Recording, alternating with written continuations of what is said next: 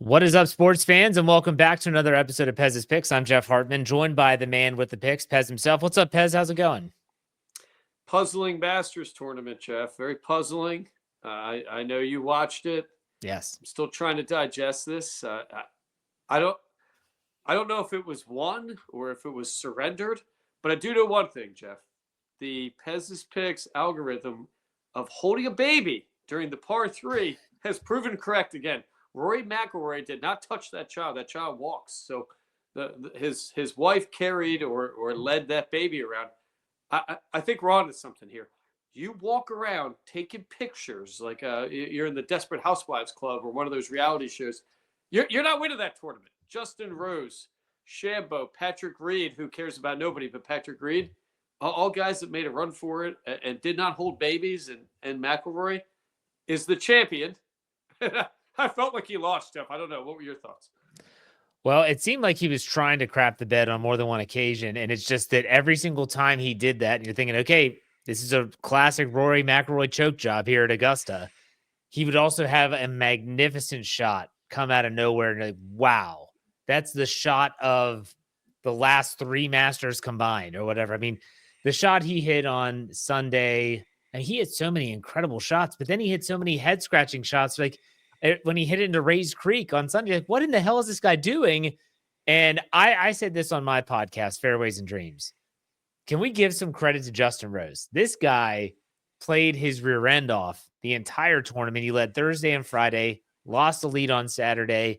Sunday, he comes back, and right when you think like there's no one going to touch Rory, he comes storming back up. Rory falls back down. They have a playoff. I thought it was a remarkable tournament from start to finish. What was your takeaway? We talked about 15 under. We thought would be the winner. It got a little tougher on Sunday, and I don't know if the course got tougher or if people got tougher on themselves. But Justin Rose, a phenomenal player. Rory wedging that shot into the creek is a shot that Pez's Picks would put up, and I'm a 20 handicap, Jeff. I played Sunday morning too. I'm fortunate to have connections down here, Atlantic City to Cape May, Jeff. We consult for a lot of very wealthy people. We have a private course called Union League National. It's an old social or a gentleman's club, I guess, from Philadelphia that supported the North during the Civil War. Trading Places, the Eddie Murphy, Dan Aykroyd movie. That scene in the beginning, that's the Union League. So they purchased a 27-hole course down here called Sam Barons. It's now Union League National. I believe it's $100,000 entry fee. You have to be in the Union League to begin with. So we made a lot of money for a couple members and our 80% NFL playoff run. I think we paid for the membership for some. Send us out Sunday morning. We walked though, Jeff, with these guys. I play with some other guys. They like to walk. I walked 9 miles playing this course. It has the largest elevation in Cape May County, all man-made. I mean, we live at the beach here. They have, I think it's a 90-foot hill. A very physically demanding course, but I didn't hit a shot that bad, Jeff. That flipped wedge Rory put in that creek. I said to myself, what the hell? What are we watching here? Patrick Reed 3 putts from 3 feet. I forget the hole, but we're cashing in, Jeff. We had a $20 play on that guy to win 1,800. I'm still pissed off about that a little bit. Almost loaded up. I was in Atlantic City. Took the kids to see the Minecraft movie on Saturday. I went and saw some other movie with my wife, Jeff. I don't know about this chicken jockey or whatever's going on in this world, but kid loved it. We go to Atlantic City. I wanted to go load up on Shambo because I thought that guy, he looked like he was priming. Then we decided I could take my child to the casino and the sports book, but I cannot take other people's kids. My wife told me that was a good parenting move, Jeff. I did not take them. Ed saved me money. Shambo, and I can't remember which European. I think it was Patrick Harrington. Well, Shambo, he took an iron off the first tee. This guy's entire persona in game is smashing the ball. He hits an iron. I think he did birdie that first hole, but I felt like everybody's roles kind of reversed. Rory played like the star, but appeared to choke like a guy that was going to lose it. Shambo, Scheffler, it had a weird feel to it. I was pulling for Justin Rose. I believe that's 2 second-place finishes in the last 2 or 3 majors, and that guy's priming. And I don't know what to make of the golf world. I do think we nailed it though. The live golfers, I think, came in with a better value play. Their odds were better. I do think playing 3-round tournaments has hurt them. None of them really look great. On the fourth day, Koepka appears checked out. He carried that baby. I think we talked about it, Jeff. He had the kid on his shoulders. That's a death blow. Okay, and Scheffler, I'm a little concerned, Jeff. I think his game, I think mentally, he's a different guy this year. And I read about Rory today. He didn't talk to Shambo. That was planned out. He went to, I think his name's Kepler, a famous sports psychologist guy, who told him to just kind of dial in and kind of lock in, as the kids say these days. And I guess he did. I keep picturing as we talk about it, that missed putt on 18. I can't believe it, Joe. I can see why Tiger Woods dominated, would never miss a putt like that, right? That guy, no chance does Tiger miss that putt. And credit to him, he nuts that second shot, on 18 in the playoff, and he finally rolled one in. But I don't know, a strange tournament, a strange one, and a great opening to golf. We got a lot to talk about all summer. It was a strange tournament, and it had so many different storylines throughout the entire week. I mean, you had Brooks Koepka, your buddy, quadruple bogeying 18 on Friday to miss the cut. You had Freddie Couples and Bernhard Langer just shy of making the cut at their age. You have an amateur pissing in Rays Creek during the round. What the hell was that? Who is this guy? I was like, that's something Pez would do. I know when to publicly urinate, Jeff, and the Pez's picks. We do lead the country in outside urinations, but we do it. You can't pee at Augusta. I can't. They should have thrown him out, Jeff. That should have happened. They should have tossed that guy, whoever the hell he was. But he does drive the ball pretty far. Well, in your experience, and you said you lead the area in public urination, have you ever peed in a tributary? Like, I have not. Like, if I'm on a course, I go in the woods. I'm not peeing in a lake or peeing in a stream or anything like that. He's pissing in Rays Creek. I don't understand that. Jeff, I'm proud of this. I played soccer at Richard Stockton College or University. It is now. My brother and I lead Stockton Soccer Hall of Fame in public urinations. I can urinate in the public without anyone seeing anywhere, Jeff. I can do it at a gas station, inside a bar, whatever it takes. But I would never urinate in Augusta, even at Youth League National. I'm careful, Jeff. I mean, it's a private course. It was handmade. I mean, it's designed to be kind of a Augusta feel, and it's a breathtaking course. And I don't know. I don't know where we're at in golf. I don't know. Rory hitting 370 plus off of tees, and they coming up short. I think the golf world needs to figure out this LIV and this PGA. The PGA stars of 2 years ago are not stars anymore. Spieth and Thomas and these guys they're gone. And we've got journeymen. We've got Rose and Patrick Reed's kind of a journeyman at this point. I don't know where we're at. Matsuyama puts up a great score on Sunday. I mean, that guy lit it up probably the round of the day. I think he was 6 under, 7 under, or something like that. But I mean, what a course. We got to get there next year. I'm going to get on the CEO. We got to get to that tournament. I had a couple friends who had friends there, and the new thing this year is collecting your beer cups. I don't know if you saw the green plastic cups, and I guess that's the souvenir. $6 beers. Not bad. $1.50 egg salad and pimento cheese sandwich is pretty good deal there. And I hear you have to spend $1,000 in the merch shop, and they mail it back to you, Jeff. I got some inside scoop on this. They mail it to your house. You walk in, you load up on plastic, you hit the card, and then give them your address, and it's mailed home.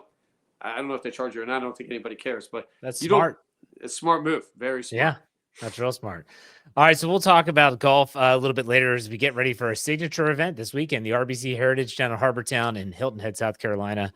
But let's talk about the NBA playoffs, the play-in games, which I swear to you, Pez, I didn't even know this was a thing.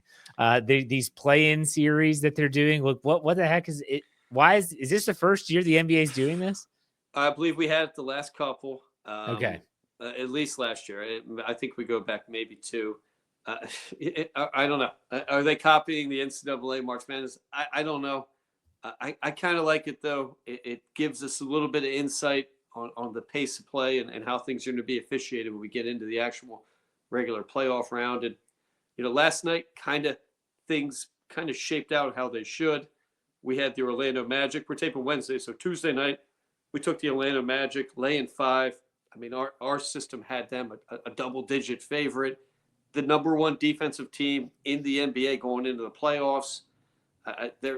they shut Trey down, who is probably the only player that Atlanta really has to worry about.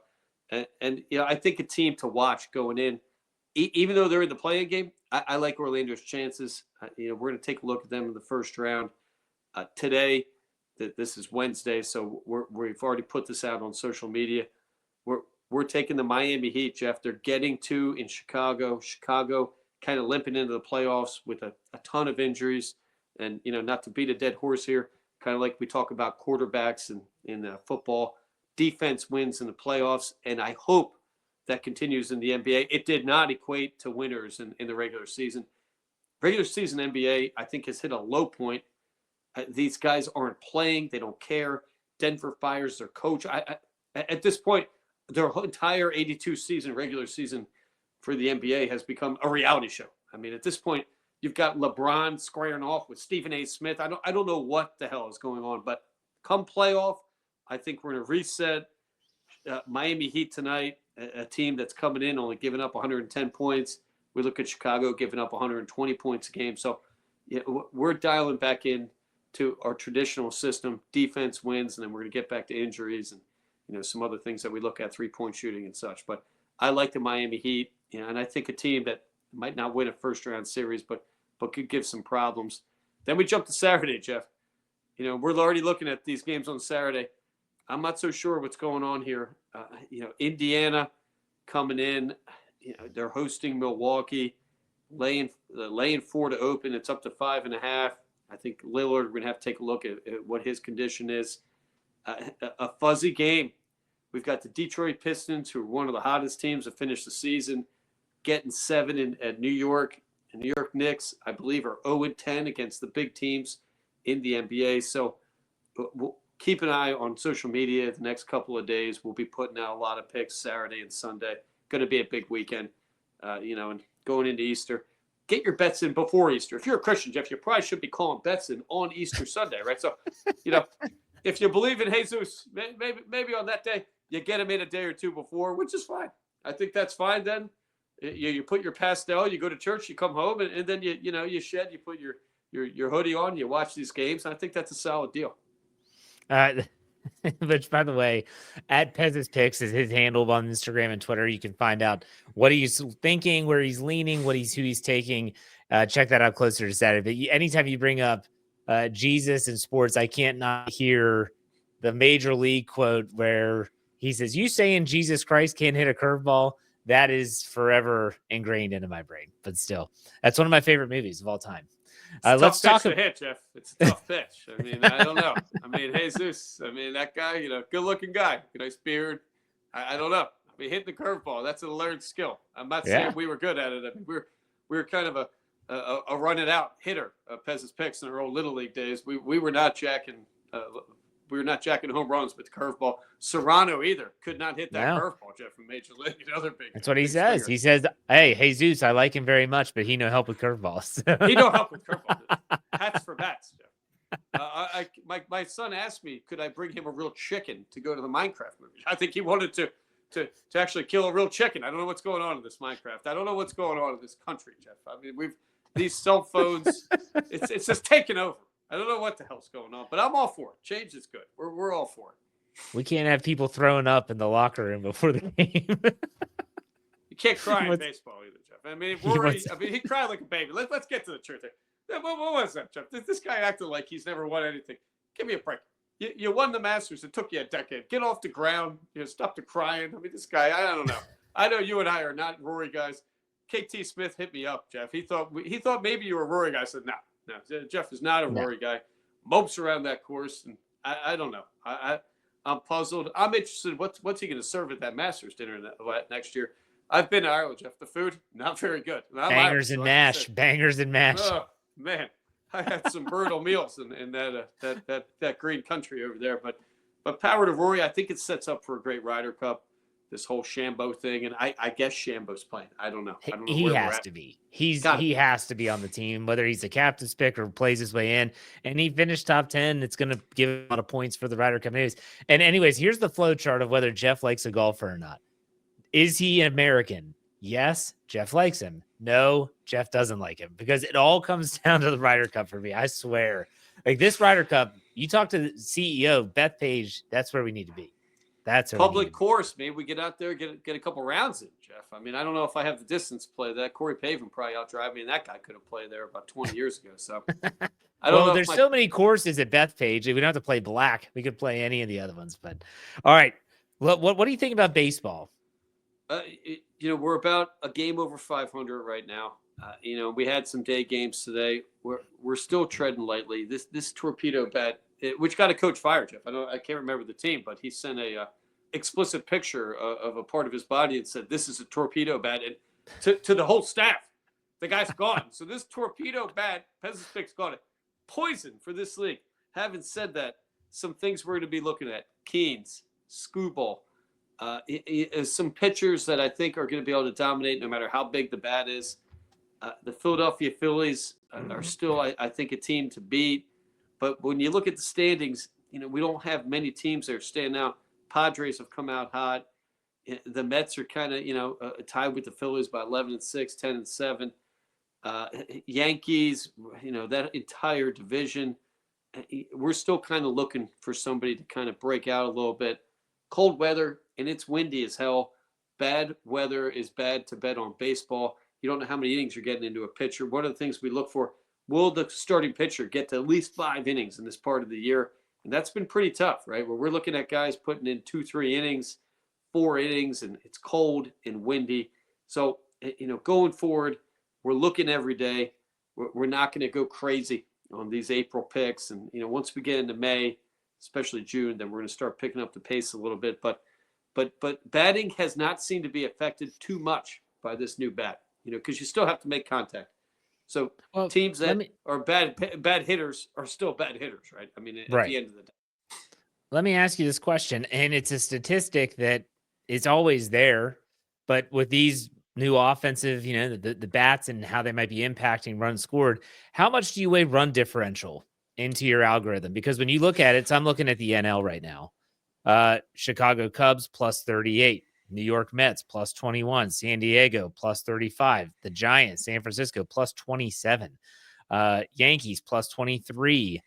Really, wow, that's incredible. There's only 5 teams in the AL that have a positive run differential. That's pretty impressive. But how do you weigh the run differential in your algorithm? Well, situationally, right? I mean, you're going to have teams that have pitchers. Detroit's going to throw Skubal out there. He's not going to give up a run. Right. So I think you have to look at more of a pitcher run differential than maybe the team. We look more to average and to average against whatever left or right hand starting pitcher, which is a huge difference, right? And then we dig deep, Jeff. We're looking at wind and wind direction this time of year. It's been blowing west. We've had a west wind in Jersey and Philly. It's ruined winter surfing. I mean, the guys that get wet all winter, Jeff, I'm more of a summer surfer guy. It's a little too cold for me out there. They haven't been out there in months. So depending on the park, and you really have to dig deep to kind of get these numbers. Certain winds are going to help blow the ball out compared to others. I think we're still in a kind of a learning phase in baseball. And we go back to my old sage friend, the Yogi. Early baseball betting is like betting on the NFL week 1. You're kind of jumping into the water, not knowing the temperature. Run differential, very important, but it's got to be situational.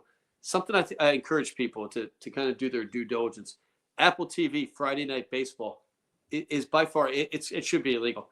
They give away more data on pitchers and hitters than I've ever seen. It's almost kind of difficult to watch the game.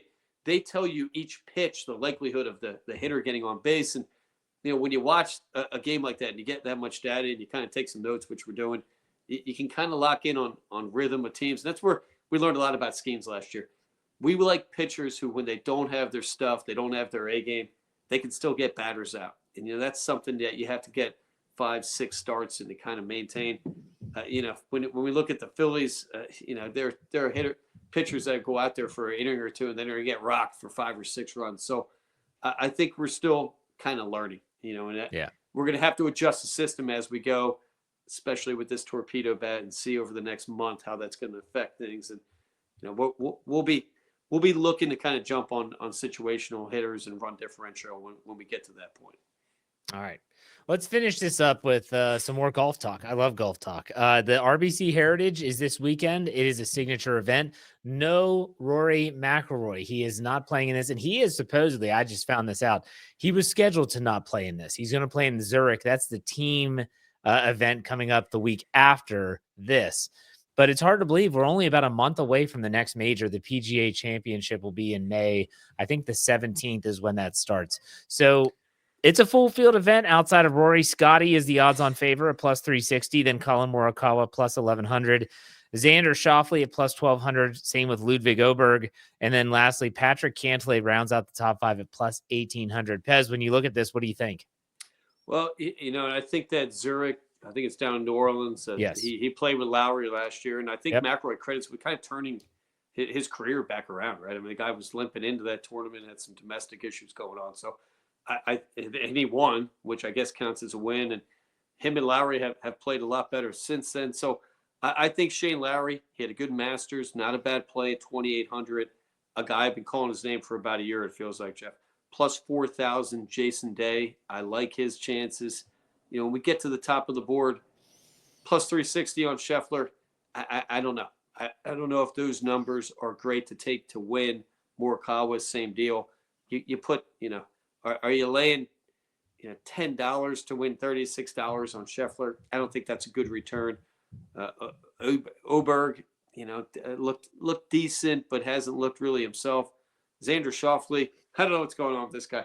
I don't know if he's struggling. Patrick Cantlay and Scheffler or Schauffele finished tied for 8th in the Masters, in case you didn't know. Like he did actually did have a good tournament, and he actually finished really strong. JT, I'm not counting that guy right in this course because I think it's measuring about 7,400 yards. So his game is spraying it everywhere. I think we're looking at middle of the board to bottom of the board being a better cost benefit, value right now than the top of the board. And it's tough. I mean, golf gambling is tough. We were going to put out some mid-round plays, but I didn't see the value there. Reed, you could have had Reed on Saturday for plus, I think it was 9,000 still. So I think at the end of the day, we're going to have to see who can kind of step out of this pile. And, there is a hangover after Augusta, right? I mean, these guys have put a ton into it. So I think a guy like a Day, I think a guy, who maybe didn't go into it with as much pressure can kind of squeak through a tournament like this. Even a Keegan Bradley coming in at 6,500, pretty decent odds, right? So $10 to win 650, not bad. I mean, yeah, that's the kind of thing we're looking for here. And I think of my guy Legs. He's going to be back to work. The Beach opens in a few weeks, Jeff. So $1 for him to win 650, $6.50. That's pretty good. That's this guy, Jeff. He's so down and out this Legs. He goes to Chipotle. He orders the kids meal, which I didn't think they would serve to an adult. He tells me it's just as good. That's all you need. And I try to throw him some money. I try to Venmo him to get an adult burrito. He gets a kid's burrito or quesadilla, Jeff. And I don't know. We need Legs to get back out there. He's lost every parlay for 3 months. So I think this is the time of year we're not going to be betting a ton of money. I don't think you should be betting a ton of money early NBA playoffs. You should not be betting a ton of money on baseball in April. And golf is a fun thing that, I think situationally you can kind of hit the lottery a little bit, if you will. I like Colin Morikawa here. I love Ludwig Oberg, top 5 at plus 240. Not great odds, but I think he's going to be in there. You want to hear a gut punch story? Ludwig Oberg finished the Masters with a triple bogey. That triple bogey cost him over $500,000. It cost him over $500,000. And it really started with the fairway bunker because he drove it into the bunker on 18. He hits the lip. It comes back down. He hits it into another bunker. He's just making a mess of it. Man, $500,000. That I'm watching, on Sundays, and I'm checking later that night to check out the purse. And I think of those same things. I wonder do they think about that, right? And I wonder, are they looking at that? I bet some do and some don't. John Rahm, I don't know. Worried about that guy. Guy had a rough weekend, right? I mean, that guy, I don't hear much chatter about coming together with the LIV and the PGA either. And I wonder about the future of golf. And I know viewership's up, and this was a big tournament as well. And I wonder what are we looking at a turn of events here where the PGA guys, the Spieths, and even maybe the Rahms, are we seeing some new guys going to kind of take over with the Obergs and, with maybe a Minwoo Lee? I don't know. I think we're in kind of a transitional phase here, and kind of interesting. Dustin Johnson, I think he's already packed his bags to the seniors tour, right? I mean, he was on his plane before I think his ball rolled in on 18. I will say this: if no agreement is made by like this summer, that's going to be a very interesting time, because that's about the time when Brooks Koepka and I think Bryson DeChambeau, they were one of the first people to leave and to go to Live Golf. Their contracts are going to expire. Now, I don't know if money needs to be paid back or whatever, but if they decide they want to come back to the PGA Tour and the PGA Tour says, yeah, we'll let you come back. Come on back. Let's have a go at it. That's going to change everything, because now then you'd have someone like John Rahm who just signed his deal. He was the last one to leave. Yeah. And he's like, I'm stuck here for 3 more years. What the hell's going on? So it's going to be interesting coming up in the golf world. Then again, he could be cashing in, right? I mean, they're winning $5 he already did cash in. I mean, I think $200 million is what Rahm got. I think Koepka $400 million. 400. It's unbelievable. So can we feel bad for him? I don't think so. I mean, I think Sunday morning I probably had about 12 bogeys, 2 pars, and some other things that don't count, Jeff. You get into snowman or plus. What did you shoot? What did you shoot at this course? Well, when you're walking, Jeff, you keep it in your head. So I probably shot, somewhere between an 88 and a 108. I don't know. I kind of lost count. I was happy. I had a 6-hole stretch where I had a couple pars and all bogeys, and that was good. A tough course where, early season sand bunkers. I mean, bunkers are tough right now. You're playing off of hard dirt, and a couple bunker to bunker.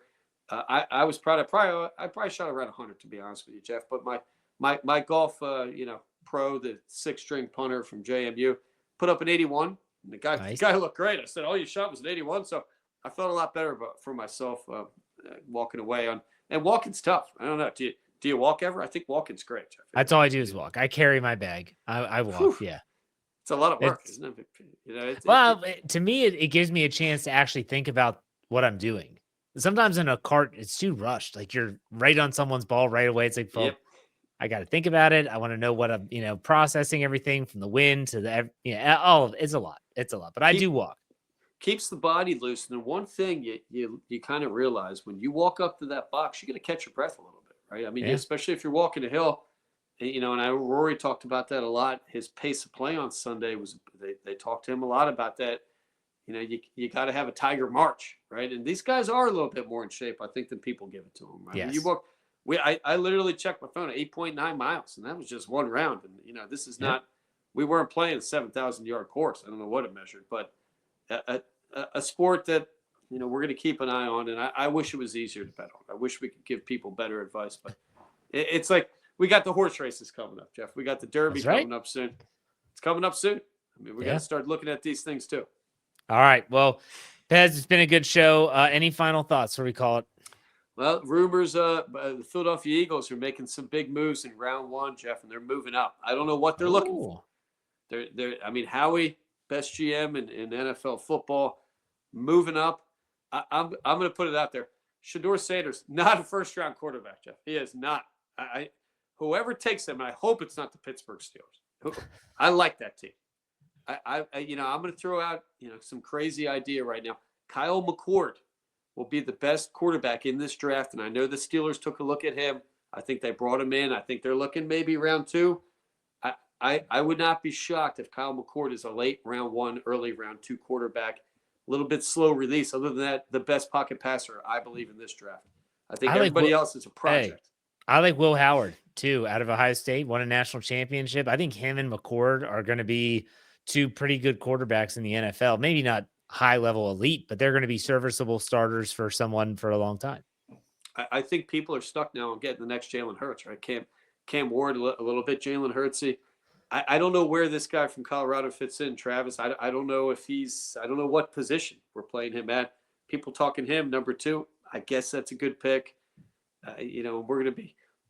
We'll throw some plays on that like we did last year. We'll talk some draft next week for sure. But Pez, thanks as always for your time. Enjoy your weekend. We'll talk next week. Take it easy. All right. Later.